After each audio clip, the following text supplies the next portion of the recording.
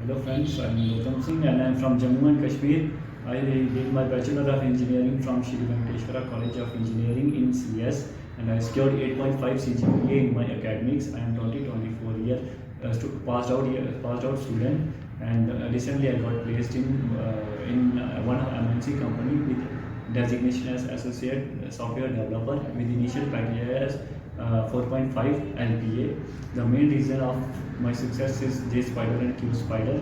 Mainly FSDI batch helps me a lot to get success in my life, and the FSDI batch stands for Full Stack Development Internship Program, where it includes classes, presentation, mocks, and grooming and group discussion session. The classes work from 8 a.m. to 6 p.m., where the faculty asks all questions, help us to gain knowledge in that particular span of time, clarifies our doubt in that specific time only, and the faculty ask us to do the presentation within that particular span of time only, which helped me to overcome my stage fear. And once they have had us in the interviews, they will take the grooming session, which also helped me to get to know like what kind of pattern they will ask in the interview, which helps me a lot to crack the interview. Thank you, all the J Spider and Q Spider team, all HRs, all the faculties, which helped me to achieve